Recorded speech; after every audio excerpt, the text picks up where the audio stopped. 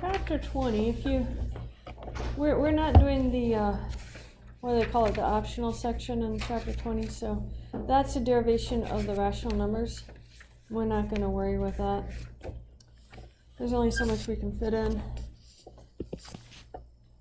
So, first definition here was the first question on the quiz. Definition of an integral domain. An integral domain is a commutative ring with unity that has cancellation property.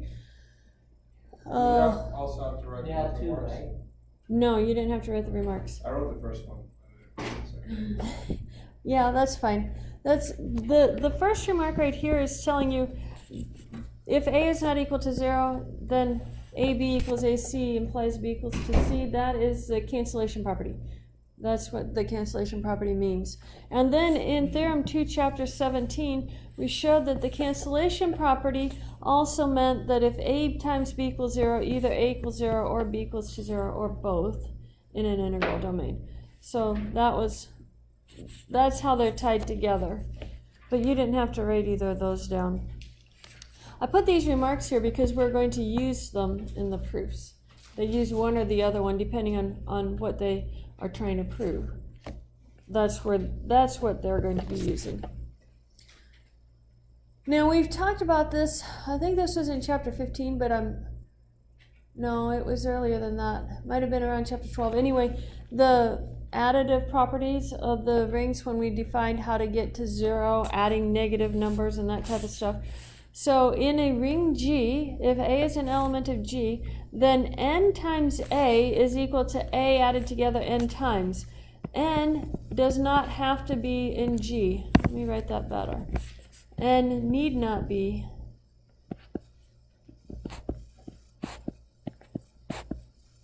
an element of G. So does that mean it could be sometimes? Yeah, in the integers, the natural numbers are in the integers. In fact, if you have a negative n, then you're talking about an integer. But it doesn't have to be. Your ring could be matrices. And then n is not in your ring. It isn't a matrix. You know, your ring could be pansies or dandelions or something like that. N does not have to be in your ring. Okay? So keep that in mind when you guys are doing your homework. N is not in your ring. It doesn't have to be in your ring unless they tell you the ring is the integers. N is not in your ring.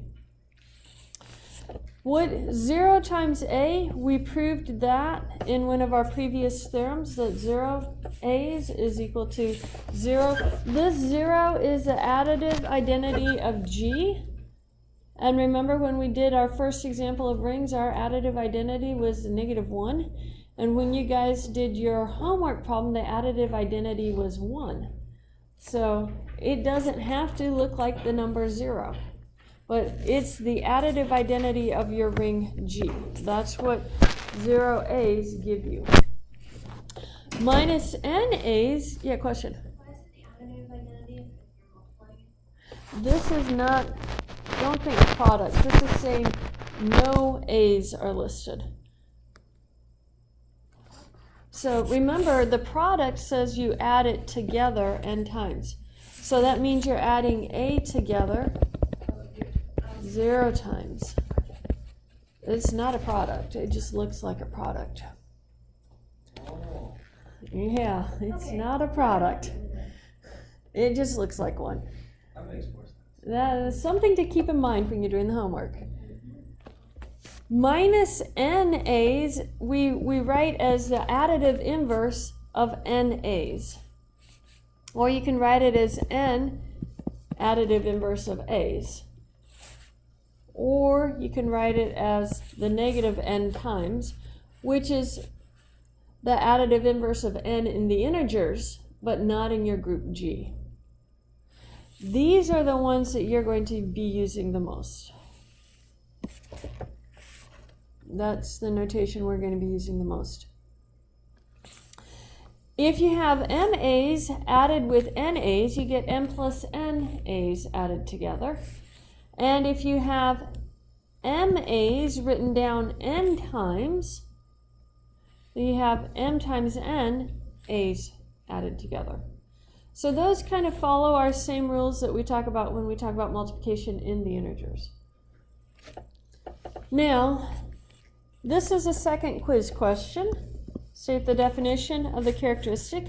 If A is a ring with unity, the characteristic of A is the least positive integer n, such that 1 added together n times is equal to 0.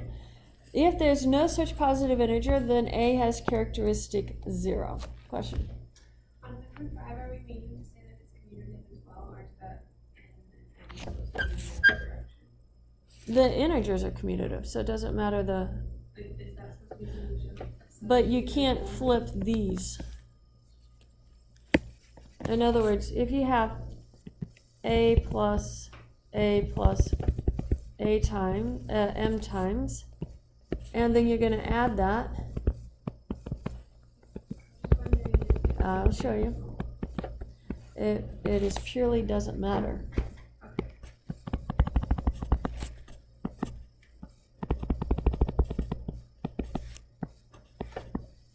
And you have of these n times, how many a's do you have? N times m a's. Because you have m of them, 2m of them, up to n m's. So that gives you n times m, but this is in the integers, so that's the same thing as m times n. It does not matter. Yeah. Just to make sure I understand. So let's say A was 1, M was 2, and N was 3. So for M. Let's make A's be smiley faces. So would it Then you said N was 1 and M was 2? Oh no, A was. M was 2 and N was 3. Or that's my fault. So would it be smiley face plus smiley face for N? And then for M it would be 3 of them? And then so it would be 5 of them? No, it's multiplication. Oh. So you have 3, and then you're repeating this again. So how many smiley faces do you have? Wait, isn't it 2? Yeah, you did it twice, and then 3 You times. have that set of 3 smileys twice. Oh.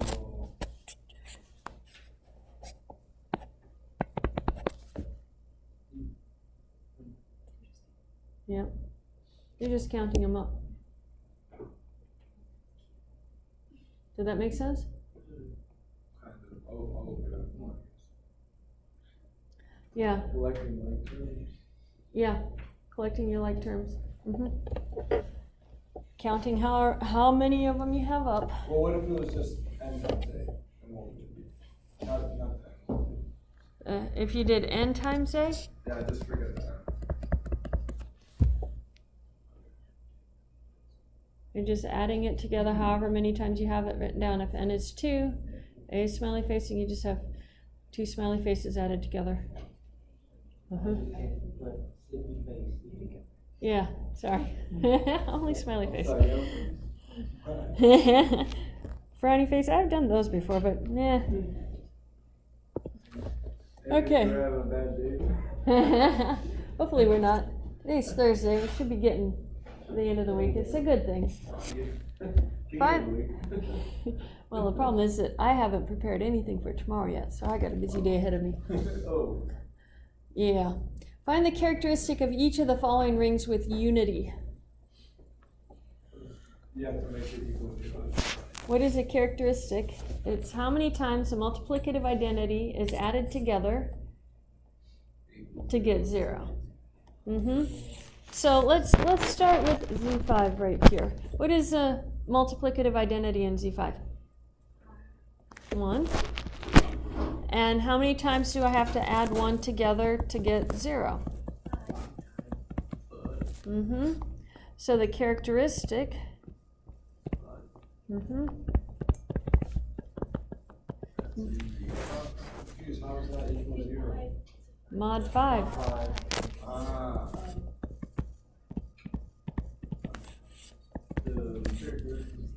I'll move that. Yes.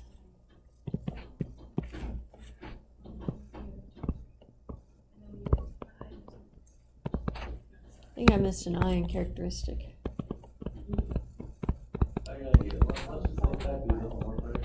Oh, we got a lot more fun stuff on the homework than that. We're kind of confused between multiplication Yeah, how did you get the one? and the kernel. Are they the same thing or different? Kernel has to have a function. Oh, yeah. Okay. Yep, kernel has to have a function. No, multiplicative identity does not need a function. What is the multiplicative identity of Z6? Additive identity is 6. What's multiplicative identity? What times anything?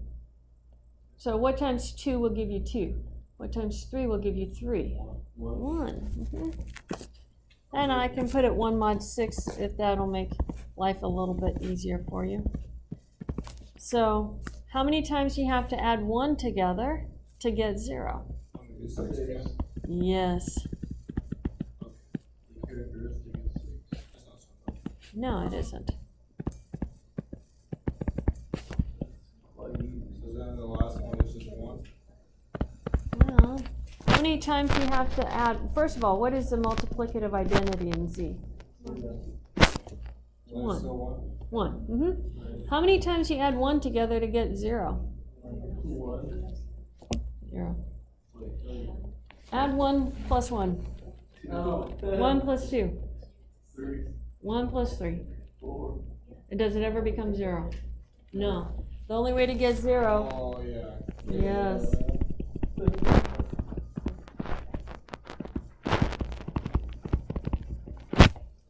Therefore, the characteristic is 0.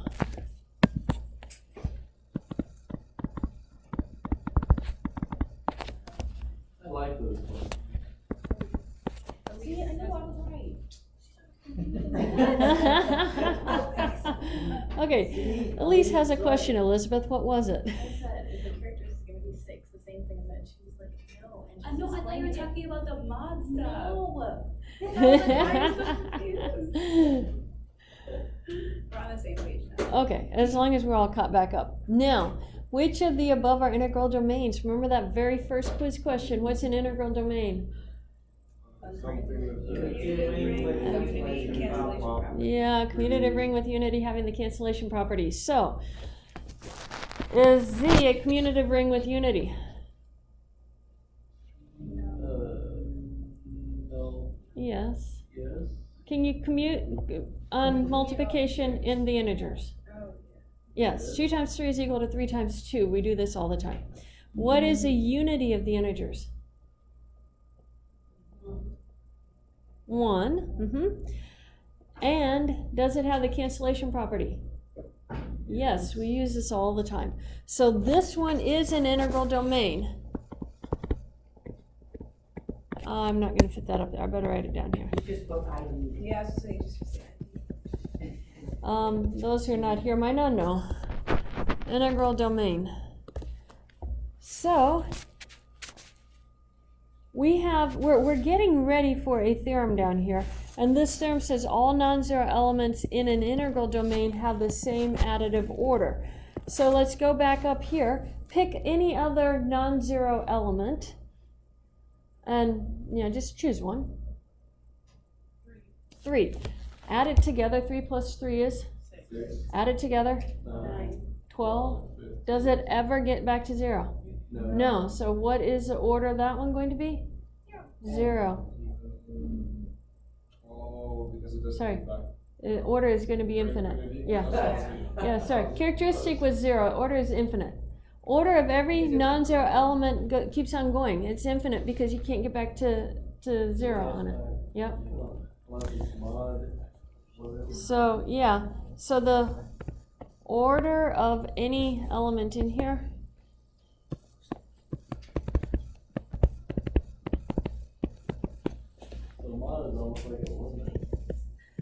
sort of. Not really though. It's got a formula for it. Now look at number 3. We'll come to number 2 last. Look at number 3. Is number 3 an integral domain? Is it a commutative ring with unity? Yep. Yes, it is a commutative ring with unity. Does it have the cancellation property? Yes. guess. A good guess. How do you know it has a cancellation property? How did I know? 5 is a prime number. Oh, yeah. 5 is a prime number. So if I'm adding any two values, multiplying any two values together, mod it by 5, the only way I can get back down to 0 is if I have a multiple of 5. The only way to have a multiple of 5 is if you are multiplying by 5 itself, because 5 is a prime number. So this one is an integral domain. Your cue for that is going to be the fact that 5 is prime. It's actually the base of our is Z5. So Z7 would be an integral domain. Z11 would be an integral domain. Z9 not. Z9 is not. That's correct. So that means, what are the order of the elements in this one? So let's say, what is the order of 3 in Z5? 5 times. Yeah, you have to do 3 plus 3. So 3 plus 3 is 6, becomes 1. 1 plus 3 is 4. 4 plus 3 is 7, becomes 2. 2 plus 3 is 5. That goes to 0. So the order of 3 is 5. The order of any element is going to be 5. So it has finite order. And the 5 is the same thing as the characteristic, because it's a finite integral domain. And we're going to see that later on. Yeah, that one is a field. But that's not what we're worried about yet. That's the last half of it. Well, actually, that's the next chapter. Z6, tell me about that one. Is that one an integral domain? No. No. Now, why? What? Give me two values to plug in that. 3 and 2. Yeah. What value? 3 and 3. 3 times 2 is equal to 6. Mod 5 is equal to, mod 6. Wrong mod. Yep. Yeah, that's equal to 0. So 3 and 2 are divisors of 0.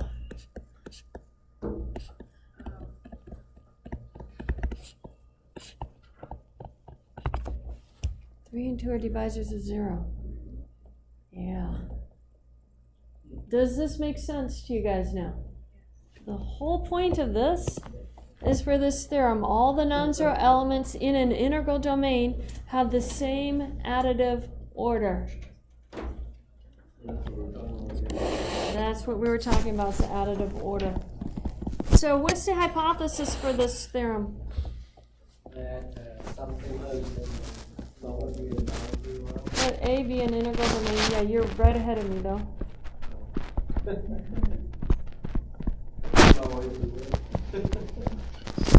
Let A be an integral domain. Let little a in A such that A is not equal to the 0 of A, the additive 0, additive identity. Now,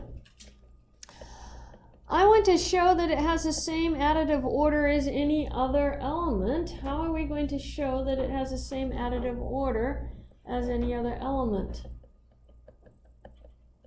If I could show that A has the same additive order as 1, and every element had that property, then I could draw this conclusion, right? So that's what I'm going to compare it to. What we're going to do is write down the definition for the characteristic. I'm just going to say it this way. Let n in the natural be the characteristic of A.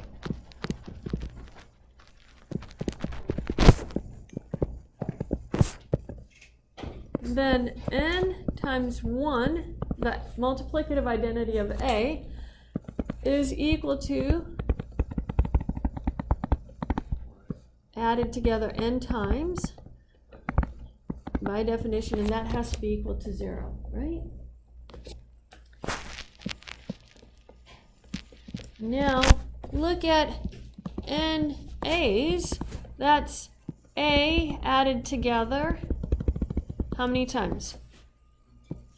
n times. Now, A I can write as the multiplicative identity times A. We showed that that property holds.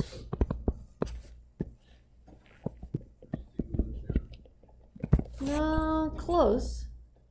We're close to that. But I have one more step first. I have to factor those 1A's out, factor the A out, if you will. And so that's going to be 1A. Yep. Yeah, and this is n times.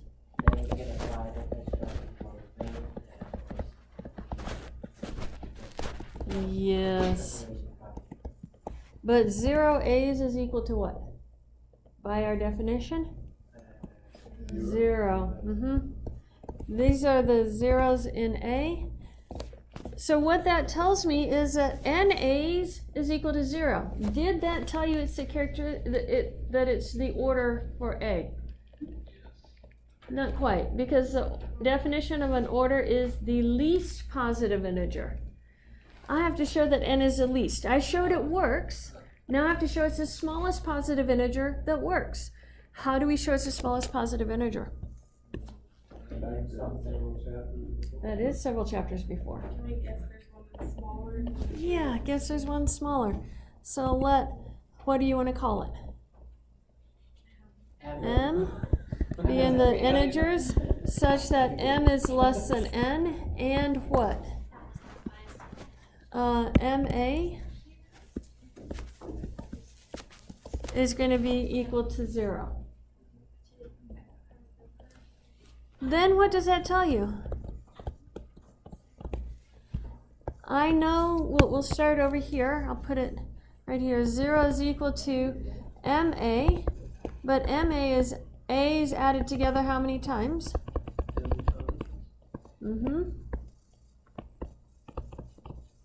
I'm going to do exactly the same trick I did before. This is going to be the multiplicative identity times A.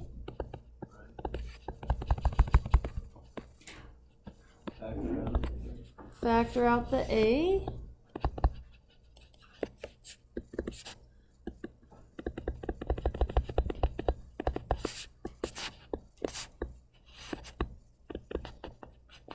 And then that's equal to m times 1 A. But this is telling me m times 1A is equal to 0. I'm going to go up over here.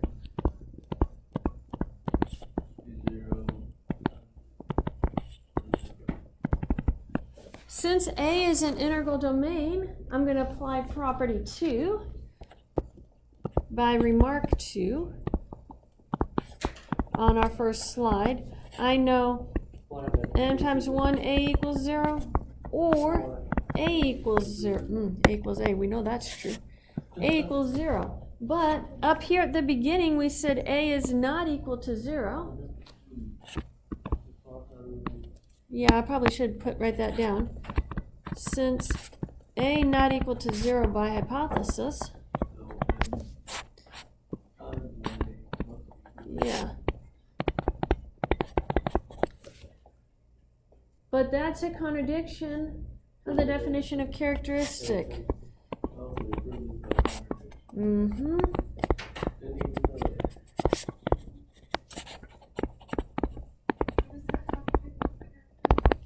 Characteristic is defined to be the least positive integer, the smallest positive integer, so that n times A equals 0, n times 1 equals 0. I found a smaller one that works, which is a contradiction. So thus, the additive order of A is equal to the characteristic of A, of ring A, for all A not equal to 0 in A, as desired. That means that they are all the same. Everything has the same value. The value is a characteristic of your commutative ring with unity A, your integral domain A. Okay, that is method of proof that we actually, same type of method of proof that we used when we were proving order. You assume you have a smaller value and then you get a contradiction. That's going to be the methodology of the proofs that you do with order. It's also the same type of idea that you use when proving a characteristic. Know this type of proof. It is going to be on the third test. Not necessarily this proof, but when you're trying to show that something is a characteristic or an order, you have to show it satisfies the criteria, and then you have to show it's the smallest value that satisfies the criteria. You have to show two things. Yeah, satisfies criteria, and then smallest value that satisfies the criteria. Yeah.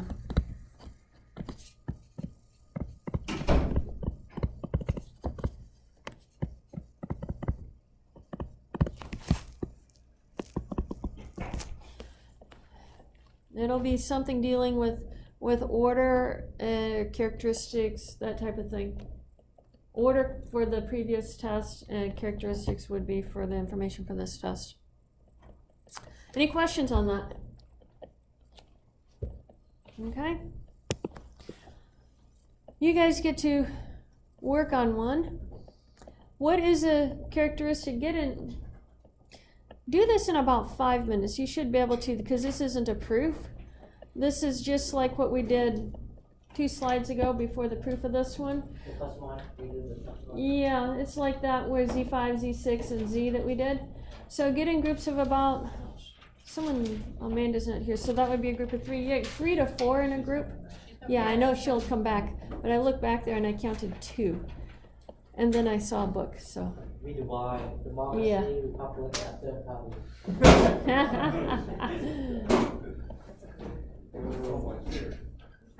No, it doesn't.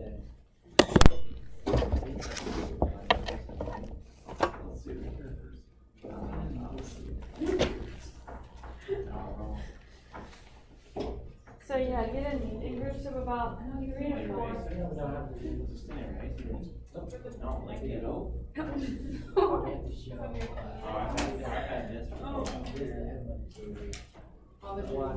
You sure we're not doing number 2? We're not doing number 2, Dr. Lindsay? What? We're not doing number 2? No, 1 and 2 are very similar. Well, it's everything that we did on that first example slide that I did 2 slides ago. And then we have to mark.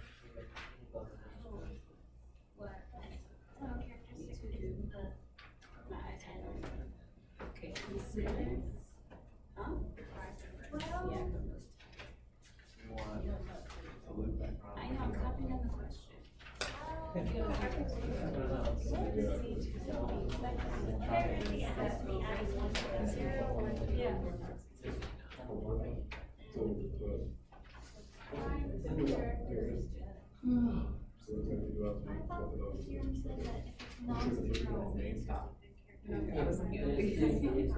Okay.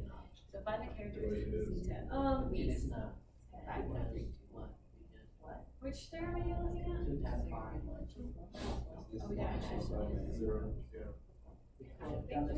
So for it's up total, if you can take the same thing. Yeah, yes, you can say that and one multiply minus together to give you the 0 Plus and then dot, stop. dot, dot. That? So you're saying? Yeah, it was like. Is that for 1 or 2? No, it's something like one. Yes. Yeah, that is times mod. Denotation. Also answer the question. If one is equal to one or not. Oh, Oh, the set? I thought that was only. We'll go underneath. Oh. That is what it is.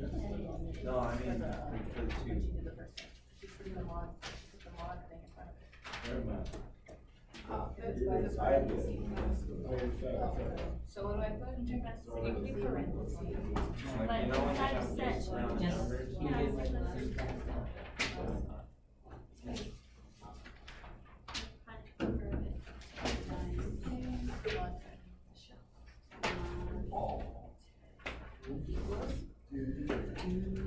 It'll be alright. No.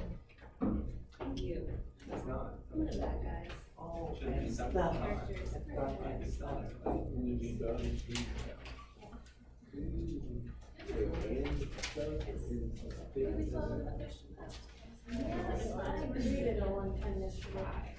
think you could just say. That's part of the assessment. Or you could just give name. Oh, how many times? Yeah. Because you mark somebody off for something and then 5 pages later, someone else does the exact same thing, and you don't know why it's marked off. So you have to go look it up. Yes.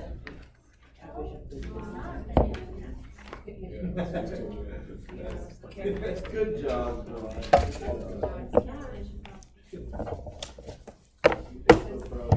The order is 5. Oh, oops, I thought you said you.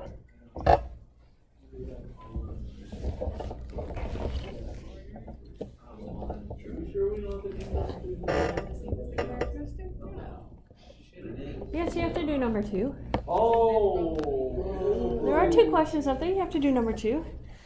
Okay, So what is the order of 2 in Z10? 5, yep. Is that order the same as a characteristic?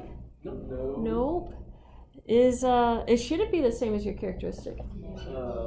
No, because it's not an integral domain. Doesn't have to be.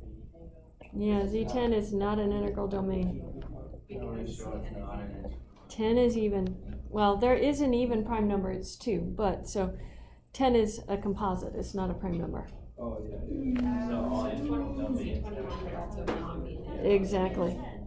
When It's composite, not even rod. you do the order, do you start with the number or you start with 0?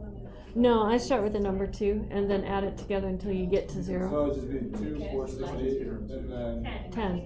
10, and then you just stop. Mhm. Or do you write 0 in it? 10 is 0. Yeah, you don't write 0 in it, do you? You do. You do. So you do. How many times do you have to add it together? No, I mean like if you're writing the list of them out. Oh, yeah, 2 and then you're thinking of a permutation, but for numbers you don't write it out as a permutation. You're thinking of a permutation and you have to rewrite the permutation until you get it down to 0 because you keep going back to the formula for it. But these you're just adding your numbers together. Oh, and then once it is 10, it will be mod 10 and mod 2. Yep. Okay, so do we have that finished then? Yep. Awesome. So, in an integral domain with non-zero characteristic, the characteristic is a prime number. This is a theorem that Libeth just mentioned. What is the hypothesis for this one? Let A.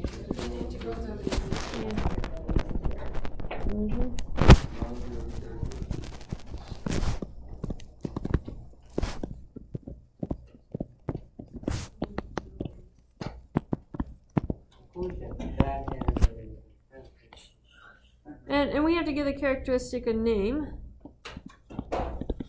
Because I know it's going to be a prime number, I'm going to call it P. But that's just because I know it's going to be a prime number. What we're going to say is, suppose P is not prime. We're going to do proof by contradiction. Suppose P is equal to M times N for some M and N in the naturals. Then what's going to happen?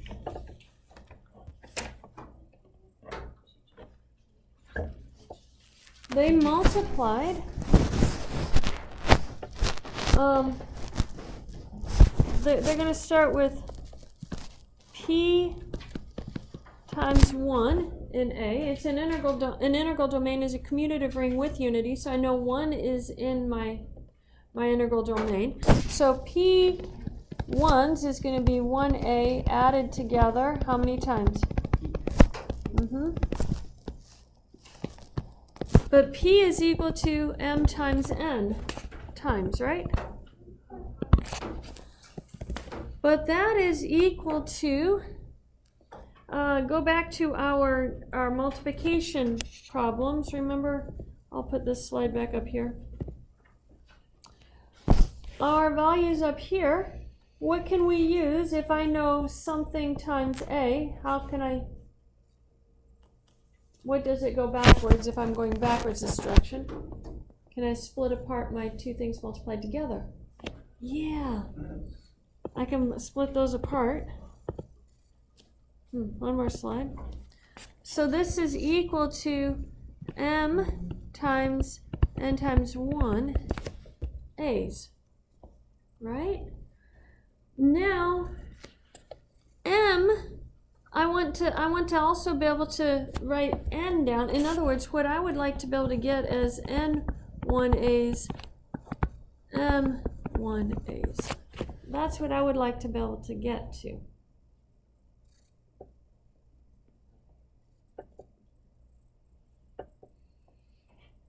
How?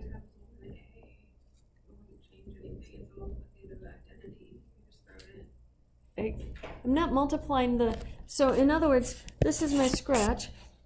This is 1 added together n times, right? And then this is 1 added together m times. Yeah, just can write that down below the P. Yeah. So this is 1a times the 1a, and this was our m times, plus, and we repeat this again, I'm going to put the plus over here.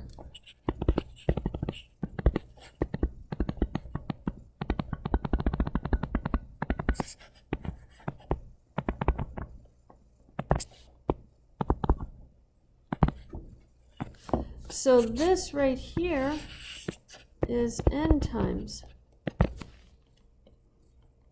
So I distributed these first ones all the way across. Do you guys see that? So how many sets of these ones do we have?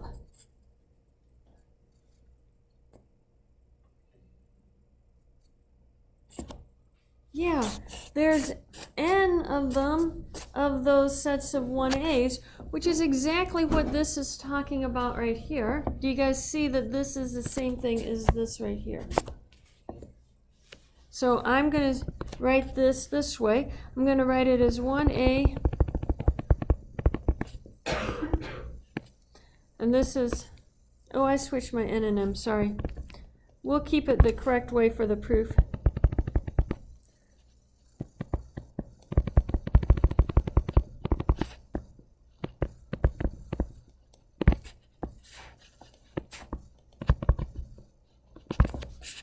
And then I'm going to put a 1 in front of each of these.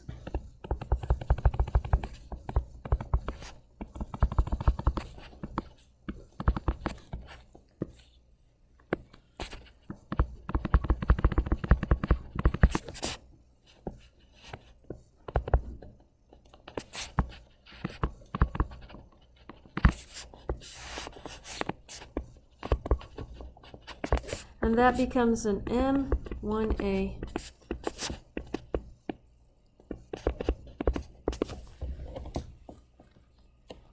But what do we know? What did we assume at the beginning? All of this is equal to, P is a characteristic, so what is it all equal to? 0. So I have m times 1a, or n times 1a, is equal to 0. By definition of integral domain,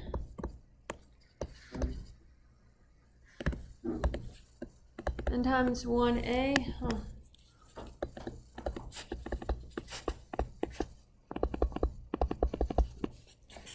But is that possible? P is the smallest positive integer for which this is possible. Both m and n are less than or equal to p.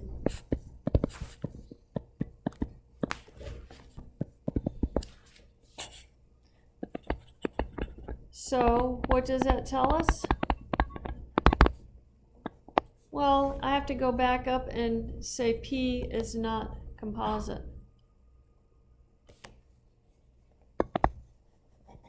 That's where the contradiction arises from, assuming that P is composite. Thus, P is prime, as desired.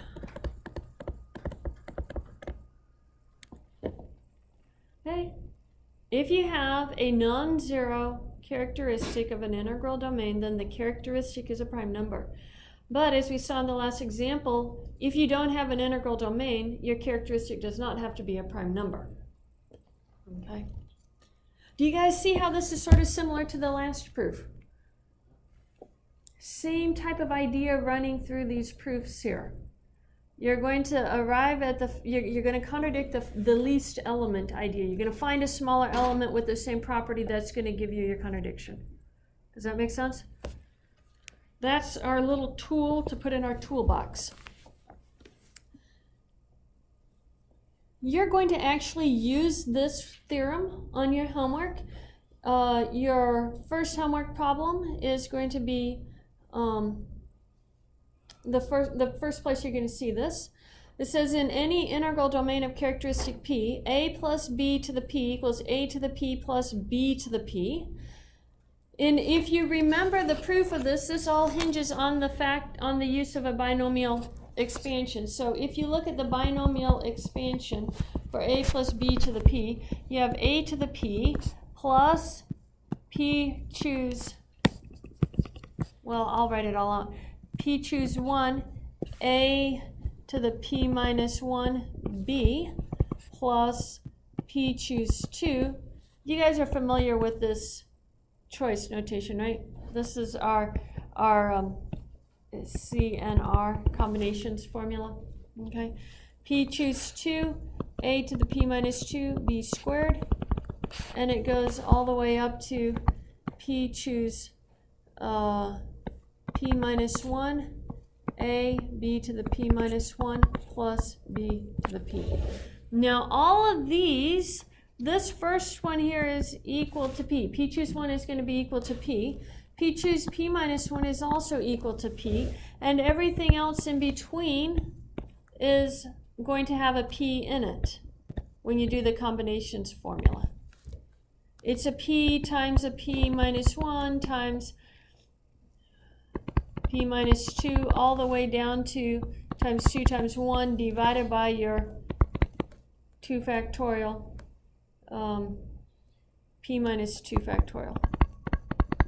There is no p in your denominator, so this guy never cancels. Now, p is your characteristic, so that means you have a p times something in the middle here. What is going to happen to those if you have an integral domain? Every element has the same order as a characteristic. So what is the order?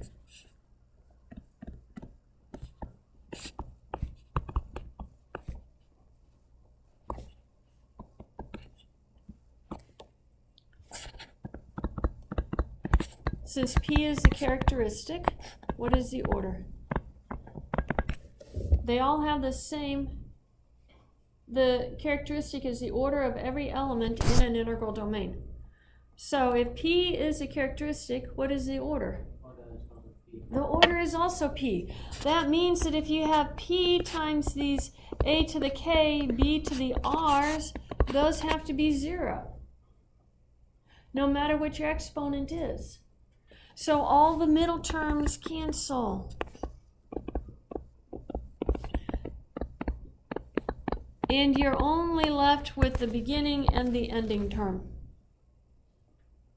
Does that make sense? It all hinges on the fact that you use a binomial theorem. And when you use a binomial theorem, you have multiples of p in each of those middle terms. Okay, we're not going to write that one up pretty. We're going to continue. Did that one have a remark on it? Oh, that was just the binomial theorem note. Every field is an integral domain. Every field is an integral domain. That's every five. Where did this come from? You switch. Is it that from the next chapter? Okay, if you look at the paragraph just before theorem 4, it begins the sentence with, "It is obvious." The term obvious tells you you have another hour of reading to do. You have to figure out why. That's what we're proving. It is obvious that every field is an integral domain. But the theorem was that every finite integral domain is the. Yeah, that's theorem 4. So it's not exactly the converse of this theorem, but it's close. So let's see if we can prove this. Every field is an integral domain. This would make a great test question because they use the term obvious in the paragraph. Yeah. Which means when you guys get to graduate school that it's going to be more than one more hour of reading. It's about one more day of reading to figure these out. In fact, I had a problem that when I was in graduate school that was in the book, and it said, "It is obvious that," in the middle of a proof. And I worked on that, I guess, for about a month. I never did figure it out. And then a year after I graduated, I picked up the article and read it again. And I was like, oh, that is so obvious. I could do it a year later. This was about 3 years later. I could do it. So sometimes it takes more than a month. Sometimes it takes a few years. But yeah, it's really obvious in some cases. And it's somewhat difficult to always write the reasoning down, which is why sometimes they leave it out. That's how I felt about every proof this book. Oh yes, this is how you're going to feel at this point. It is typical. If you did not feel that way about pretty much every proof in this book, you would be in graduate school. All this proof is obviously. And if you were in graduate school, you'd find this book to be very simple. It is, it just builds on itself. Oh no, everybody who goes to graduate school is in the very same boat you're in right now. You don't get there without going through this here. You mean for math? For math. Mm-hmm. Physics is about the same too. Okay, so let's see if we can prove this. What is our hypothesis? Let's not do that. I'll mark you off for that one. Let A be a field. Now, what's the definition of a field, guys? Unity with. Yeah. Then A is a commutative ring with unity. Which.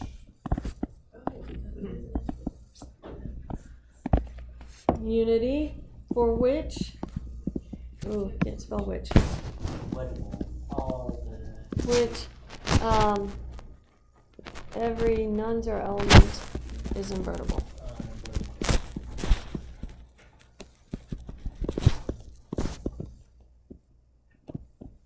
Now, we have to show that this is an integral domain. What's the definition of an integral domain?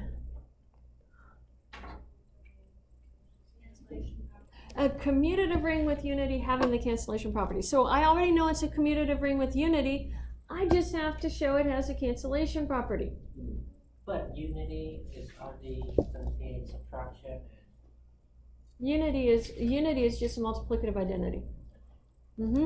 So if I want to show that it satisfies the cancellation property, what do we do?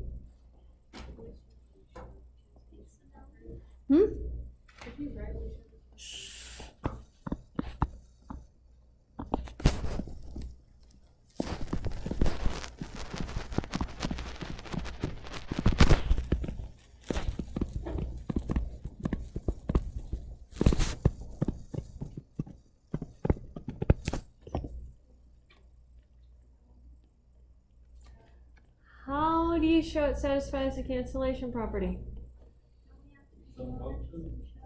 Yeah, pick any two elements. Do you want to show the first way where you have AB equals AC and A not equal to 0, imply B equals to C?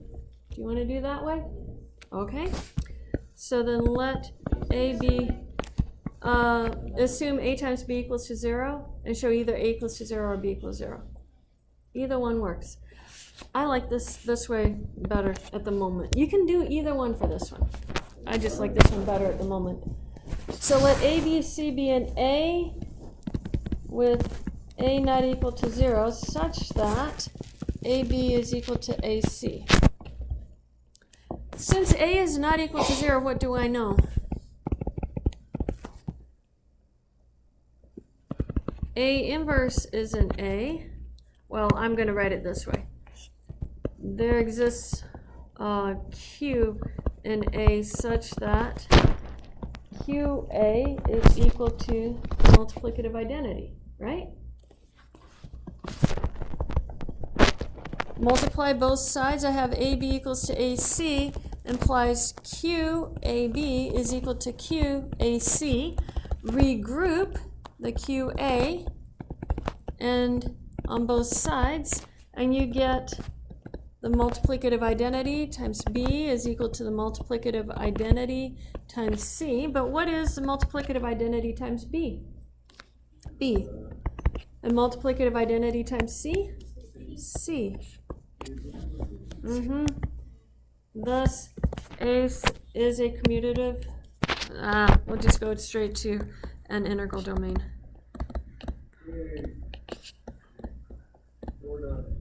Yep. So this That is obvious thing. is when we need to I don't know what's going to be on the test, but there will be something dealing with integral domains, something dealing with fields, something dealing with order. Something ever not obvious? Yes, there's many things that are not obvious. So when you're reading, especially those of you headed off to graduate school, when you're reading, take special care to go and figure out why they say something is obvious, because it might not be obvious to you, but with someone who has been in the field for 50 years, it's very obvious to them. It's a fact that they have known for almost as long as they can remember, but it's a fact that you probably need in your toolbox, so you need to figure out why. Yeah, and even now that would be a good thing to do. Here is the question. Is every integral domain a field? No. I need to find it. Yeah, but why? Give an example of an integral domain that is not a field.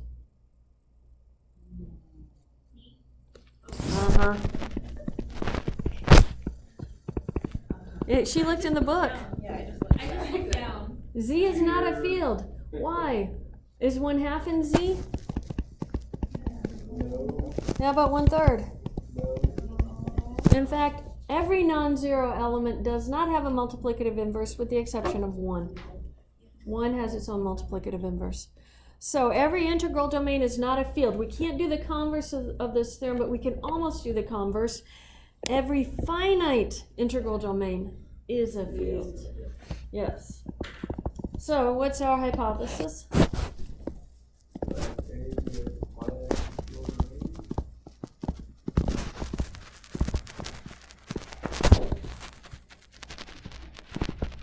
I want to show it's a field, so I have to show that every non-zero element has a multiplicative inverse.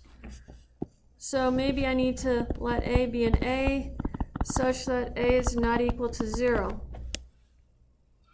It's a finite integral domain.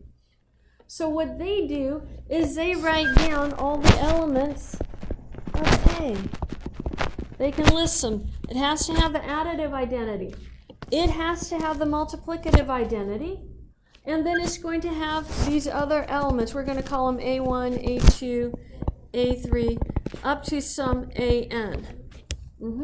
How many elements are in the set A? N plus 2. Because I stuck the 2 at the beginning. Yeah. By our choice, A was not equal to 0. I'm going to assume A is not equal to 1 also, because 1 has its own multiplicative inverse. So I'm going to assume A is equal to one of those AIs for I in the set of 1, 2, up to N. And then here is the trick. This is really awesome. If you multiply this A times 0, A times 1, A times, AIs because we said A is equal to AI. So AI times 0, AI times 1, AI times A1, AI times A2, AI times AN. These all have to be elements in A, because A is closed under multiplication by definition of a ring.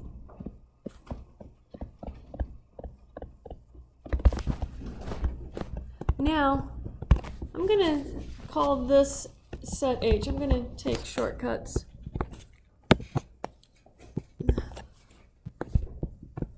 How many elements are in H?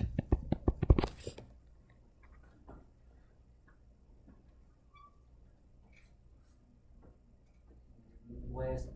Oh, right there. Yeah, Uh, n plus 2. If I could show that they're all distinct, we're done. So suppose we have two elements that are the same. Say AI times AJ is equal to AI times AK. It's an integral domain.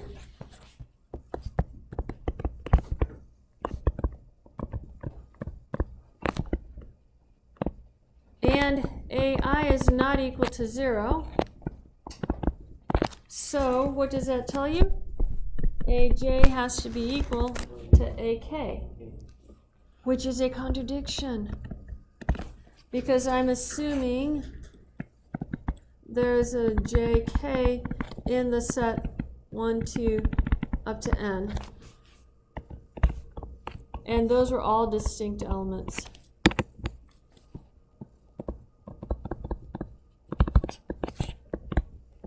Thus, the order of H is equal to the order of A. They have the same number of elements in it.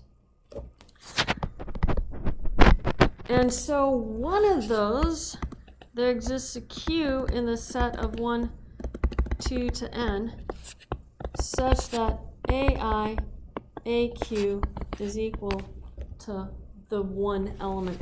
Something has to go back to that one element.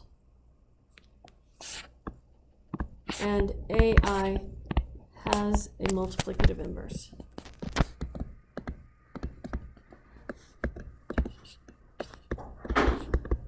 Thus, A is a field. And we are done. That's a very good argument to know as well, because that's counting your elements. It's the counting argument. You're going to see that one coming up again. Okay, we are done for today. Make sure I get your classwork papers, please.